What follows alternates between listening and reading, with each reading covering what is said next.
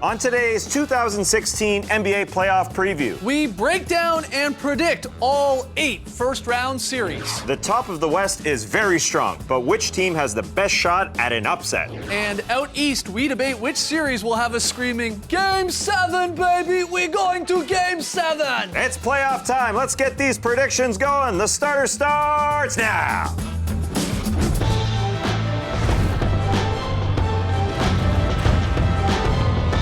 Good evening, sweet world, and welcome to the starters. Shout out to everyone joining us live on NBA TV or a little bit later on YouTube. We're happy to have you. I'm Jay Skeets, and alongside me, as always, that's Tass Mellis. You smell that? That's a playoff. Oh, I thought it was Lee for a second. That too. To his right, international man of mystery, Lee Ellis. Friend. Lele. Lee, and last, certainly not least, joining us here at the table, starters blogger Trey Kirby. Hey-o! A little different show here tonight, guys. Unbelievable ending to the regular season on Wednesday night. So many playoff implications, and oh yeah, Kobe Bryant and Steph Curry and the Warriors doing their thing. But we're not talking about any of that tonight. We got playoff series to predict and break down. But if you want to hear us talk in great detail about Kobe scoring 60 points on 50 shots in that surreal come-from-behind victory versus the Jazz last night, or you want to hear us talk about how that was somehow overshadowing the Warriors setting history by winning 73 games, then check out the Drop Podcast. It's up on iTunes. It's in Google Play. It's on the Starters website. You can grab it everywhere. Check that out. Highly recommend it. No, we've got a whole lot of series to break down and predict in 30 minutes. So let's just get right into it. We'll start with those record-setting Warriors, 73-9. Guys, take a look at that. It still looks weird. Yeah, that's only single digits. That's unbelievable. They're taking on the Rockets, who picked up a must-win last night to get into the playoffs. Predictions? Not a real shocker here. 3 of you guys taking the Warriors in 4, and I'm the lone one saying James Harden and the Rockets can take 1 game. Yeah. When you said that record looks weird, you could have been looking at the Rockets record. That's a good They're point. 41 Good and point. 41, and I'm not sure how they make this a series, and I don't think they have the right attitude going in.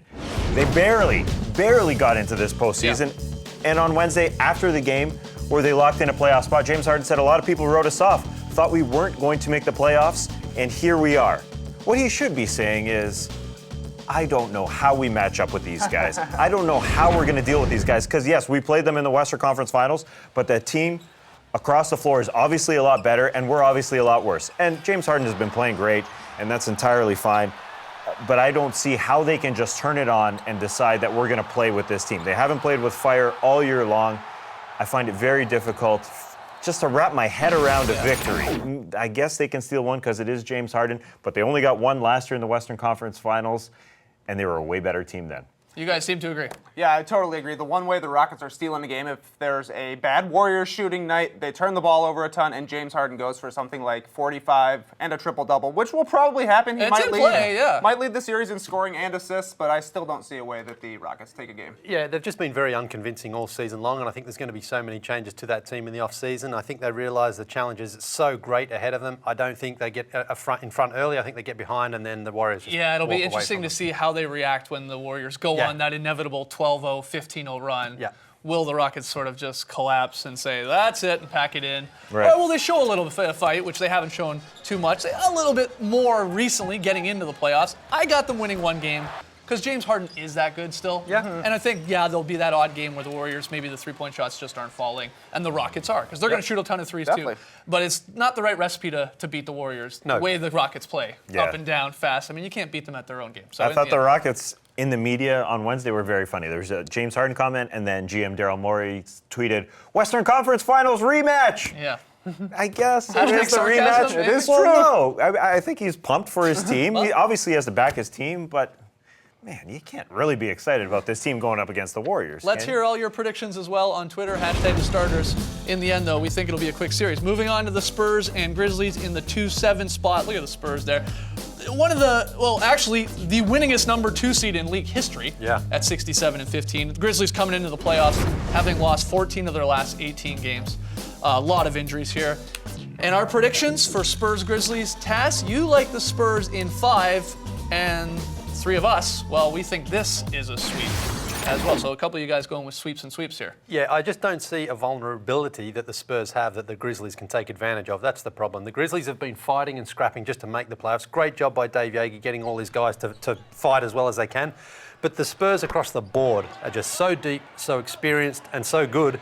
That's why I don't see the Grizzlies even getting one game in the series. Yeah, I'm totally with you. I think this might be the ugliest series of the first round, too. Both teams are bottom 5 in pace. They both like to post up a lot. There's not a lot of great offensive players left on the Grizzlies right now. Yeah. This is going to be the one that, if you like guys smashing into each other, watch this series, because I think that's going to be the highlight. And for that reason, Tim Duncan's going to play a role. And that's why I'm kind of interested in this series, just because lately Tim Duncan hasn't been serving a great role against the Golden State Warriors. Sure. It's not his type of series, but against the Memphis Grizzlies, he fits in perfectly. Zach Randolph is going to have to go off for them to get 1 or 2 games, and Tim Duncan matches up perfectly. So I'm not sure how great he's going to play. That being said, I just want Timmy to have another series. I just want to see him do it one more time. And at the offensive end, I want to see him post up because, as you said, pace is slow. Get him in the post. He still has that touch.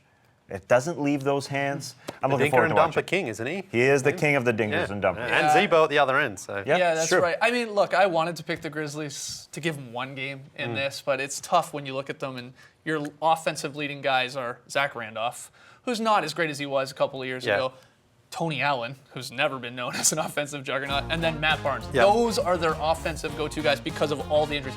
A record-setting 28 guys played for this squad this year. Yeah. So it's amazing they're just even in the playoffs. Yeah, that's the thing. Dave Yeager has done a terrific He absolutely job. has. Yeah. Their Yeah. arena is Sort of still fight. fun. Yeah. No, the grit Great and grind. music. Definitely grinding. Great tunes. Harder than ever. All right, lots more, of course, still to come on the show. When we come back, we make our predictions for #Thunder Mavs and debate whether the Blazers backcourt can clip those pesky Clippers. Come on back.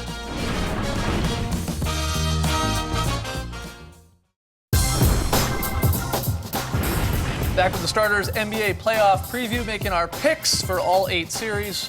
We're into the Thunder Mavs 3-6 matchup. You see how they rank offensively and defensively there. Thunder taking the series, clean sweep 4-0. Our picks, oh man, we agree on this one as well. Sort of tough in the West first round, I gotta be honest. Tass, you like the Thunder in 5. Everyone else here says Thunder in 6. Let's hear from you guys on Twitter, #the starters. Why the Thunder in 6, I guess? So you got a bit of a series here, Lee. Yeah, I think Kevin Durant and especially Russell Westbrook have felt disrespected by a lot of people this year. Everyone's been slobbering all over the Golden State Warriors and kind of ignoring this team. Yeah, for and sure. I think Westbrook especially is going to want to come out and try to crush Dallas and get off to a good start. But the reason I say 6 games for the Thunder is just because Rick Carlisle and Dirk Nowitzki are so experienced and so good, and they know how to play and win playoff basketball games. So I think it's going to be a great series, and that's why I took the Thunder. Yeah, I do think this is a pretty bad matchup for the Mavericks. They have no athletic advantages. Yeah. OKC is top 5 in fast break points per game, and Dallas is bottom 5 in fast break points allowed per game. So you have to imagine the Thunder are going to score pretty easily. But like you're saying, Lee, Rick Carlisle's such a good coach, and the Mavs have been so good lately at mucking the game up. And when things slow down, sometimes the Thunder have problems. So I can see that being the case. Maybe if a fourth quarter's close and there's not a ton of possessions, things go poorly for the Thunder. And somehow Dirk and Ricky Yeah, steal a couple. Dallas That's it. has been grinding out possessions Definitely. as of late, and that's what they're going to try and do here, try and control the tempo and just slow this thing down. That's why I'm Overall. worried about them, though, because they've been playing playoff-like games for the last couple weeks. They are very banged up. Chandler Parsons is out. A lot of pressure on Darren Williams and Wesley Matthews and Dirk. And those 2 guys you mentioned, Russ and KD, they want to kill it right now. Yeah. I mean, again, Yeah, but what else? I want to see what the other OKC role players can do. We know Russ and I don't Durant think they're gonna are need going to them, put up though. their 30s and 10s and whatever they do. Yeah. But they're not going to need them in this series. Right. They're going to need them if they want to beat the Spurs and the Warriors. 100% So true. that's something to keep your eye on. Of course, Billy Donovan, his first stint in the playoffs as well, and just whether they can get rid of that sort of that worry of blowing leads in the fourth quarter, which you know we saw time and time again in the regular season. So lots to watch in this series. In the end, we all like the Thunder. Moving on, final series in the West: Clippers and Blazers in the 4-5 spot. Excited for this series, guys. Very excited. Do we disagree on one Western Conference series when it comes to predictions? No, we don't. There's that very weird Clippers logo across the board. Tass says Clips in 5. Let's Three of us, we go Clips in 6. Aren't the Blazers the most likely to pull off an upset in the West? But I think just like the Thunder, the Clippers are a little underrated, and where the Blazers might have their best advantage, their backcourt, I think they're going to be neutralized by Chris Paul and JJ Redick. Those guys are underrated. When we talk about best backcourts, no one mentions Chris Paul and JJ Redick. Sure. They are fantastic. They average 36 together, and they are going to bother Damian Lillard and CJ McCollum on the defensive end. If that matchup is neutralized, and the Clips are going this running away. Yeah, they only won 53 games this year, but Blake wasn't a big part of that.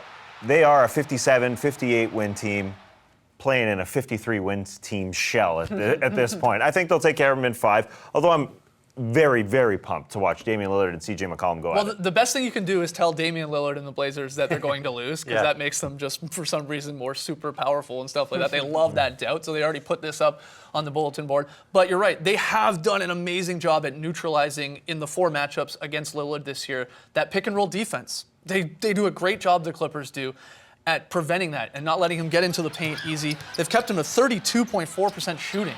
Damian Lillard. Yeah. So that if they can stay even close to that, then I think the Clippers easily win this. But that's Clippers defense, is the 3rd best defense the last month. Yeah. It's just unheralded. They've been great, and their bigs are just a huge, huge advantage over the Blazers. Blake Griffin and DeAndre Jordan, both all-NBA caliber sort of players, versus Miles Plumlee and Mason Plumlee and Mo Harkless, maybe Ed Davis, maybe Myers. Right. And that's not good. Blake Griffin owes his team for the regular season. He's going to want to go out there and show them what he's really worth to that team. Hasn't looked amazing in the that's 5 fine. games at the end of That's the regular season, 123 minutes. But how long will it take him to find his groove? We'll find out. One more break here, another break. When we come back, can the Pistons hand LeBron James his first ever first-round loss?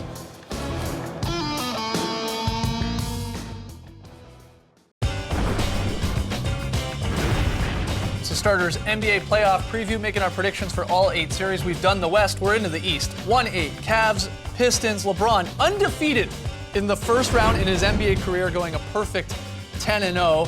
He hasn't lost a game in the first round in a couple years, but we think it happens this year. At least 1 or 2. You 3 have the Cavs in 5. I'll say the Pistons give them a little bit of fight here and say Cavs in 6, but why Cavs in 5? LeBron James has been waiting for this postseason. He's taken some possessions off. He's resting. He's seeing that Steph Curry is the most popular player in the league on the other side of the continent. He knows his Google Trends. He knows that he is in his prime, and Steph is the most popular player. It's time to take over. He's ready to seek and destroy. Alongside LeBron, I think you can argue that the Cavs have the 3 best players in this series. Sure. So I don't really feel like, beyond Andre Drummond and Reggie Jackson, that the Pistons have enough depth to win 2 games. I think it's just 1 game max. Yeah, it's been a pretty messy season in Cleveland internally, even though they finished top spot in the East. But Stan Van Gundy in Detroit has actually gotten to where he wants his team. They're going to get a taste of the playoffs. Yeah. He's got a very, very good team. This is either his players.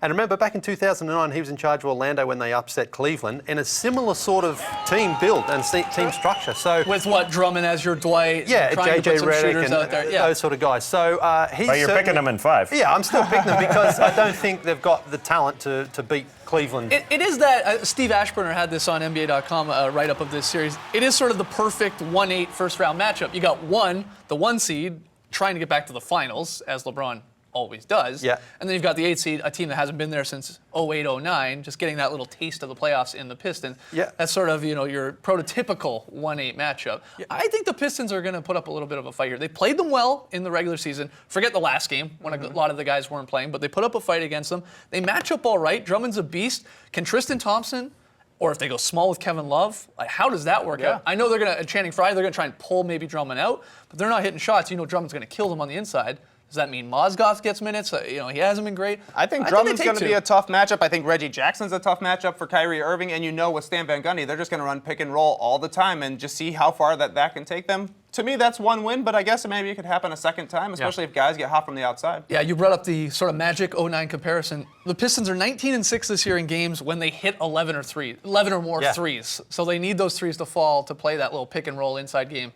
Yeah, that was the most in franchise history, so you can tell where Stan Van Gundy is taking this team. That's what Orlando did as well. Remember, Rashard Lewis and JJ Redick and even Jameer Nelson just sitting out on the perimeter, bomb it into Dwight, and when he gets doubled, kick it out to one of the 3-point shooters. In the end, though, We all take the Yeah, Cavs. yeah. I mean, Cavs there's in 5. a talent depth there for Cavs sure. in 6. Let's hear from you guys on Twitter with your picks. Hashtag the starters. Moving on. Raptors, Pacers at the 2-7 spot in the East.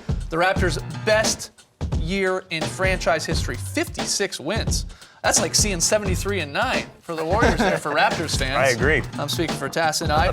Regular season, Toronto won 3 of the 4 meetings between the two teams, and they held the Pacers below 100 points in all of those 3 wins. Our picks?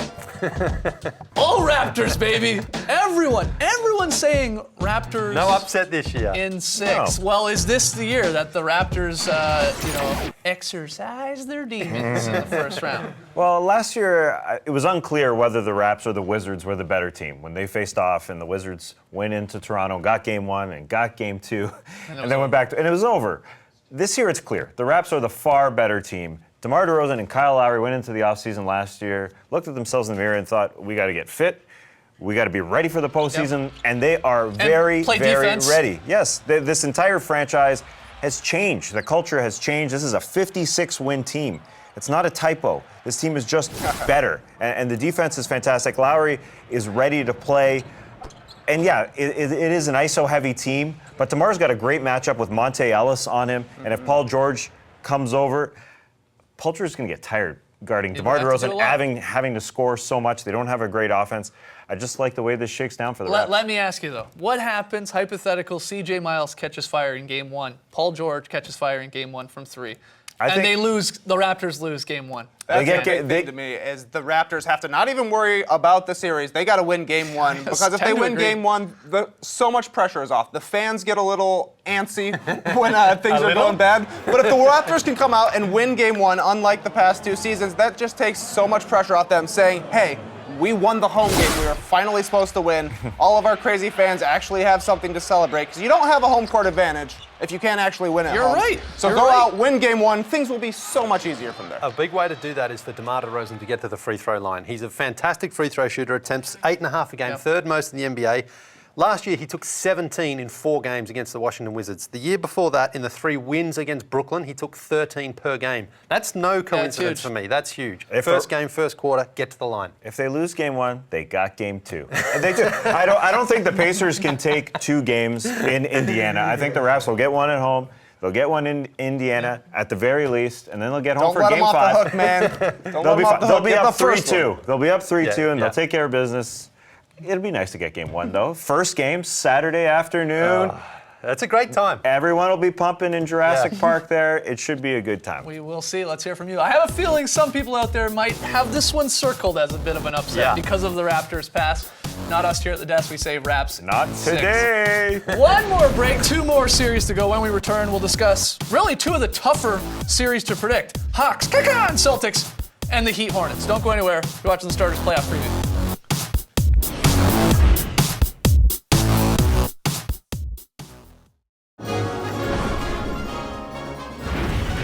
It's award season, the 3rd annual Starties tomorrow night, Friday, April 15th at 8 p.m. Eastern here on NBA TV. We're going to hand out and debate our 6 major NBA award winners, MVP, Coach of the Year, and so on. And of course, some fun categories like Wedgie of the Year and Very Solid Play of the Year. Can't wait for that one. Hosted by Kristen Ledlow tomorrow night, 8 p.m. Eastern. Set your DVRs now, always a fun show. But we got 2 more series to break down here. Let's go to the Heat Hornets in the 3-6 spot. Hornets tied with the Heat at 48 and 34, but they're the 6th seed just because of that mess in the Eastern Conference. Our predictions for this tight series, as you would expect, Tass and I have the Heat winning in 7. Lee and Trey going with the Heat and 6. I'm going with the oldies in this series, Yep. the Miami Heat, because home court advantage, I think, is going to be important with these 2 teams that are so evenly matched. And just the veteran presence of these guys like Dwayne Wade. You know, we just talked about Kyle Lowry, who is geared up for this postseason. I think Dwayne Wade has had his healthiest year in a long time. Joe Johnson, a guy who knows how to gear down and chillax. Well, he is ready to gear up and play some ball, along with all these guys we're seeing. Goran Dragic, Luol Deng, Hassan Whiteside. I want to see a Justice Winslow, even if he's old, young, he plays like an old guy. I just think going up against this Charlotte Hornets team, that is a huge advantage, especially just because they have home court. Hornets have had a great season, really. Steve Clifford's done a great job because they missed the playoffs last year. And a big reason for that is their three-point shooting has improved. 4th worst last season, 4th best this year, up to nearly 11 a game. So Kemba, Marvin Williams, Batum. yeah, all those guys. And those ones you mentioned, Marvin Williams and Nicholas Batum, I think those are the guys that really need to step up. I think Kemba and Al Jefferson are going to be good, but it's those other sort of role players that need to be big for the Hornets. And the 3-point difference could be a huge advantage for the Hornets, too, because the Heat don't shoot them and they don't really shoot them well. They're one of those teams that had fewer threes than the Splash Brothers, so they're not going to be putting up a ton of points from outside. So if the Hornets are hot, you can get some games. Won't Spoelstra's strategy, though, be if the Hornets are firing up a lot of threes like we would expect them to and trying to hit those, the strategy defensively would be run them off the three-point line. We have Hassan Whiteside behind you. He's in there. He tries to block absolutely everything, sometimes to a detriment to his game and his team. But run him off the three-point line. He'll be in there. And, I think that would be the game plan from Swirl. So and I do think that Whiteside is kind of going to dominate this series because there is nobody who can match him physically on the Hornets. Yeah, well, they're just going to have to space the floor, though, if that is the case. And you say they're going to run them off the line, well, they just have to keep that ball moving around to get someone open, to keep the good open shots. It's going to be a long series, baby. Hawks Celtics, our final series to break down and predict these two teams. Also 48 and 34. You want a caca? Caca! Hawks, the home team here in the 4-5 seed. This one's close to call. I don't think the outcome would really surprise anyone. But dear Lord, all of us, we didn't agree. We disagree on one series here.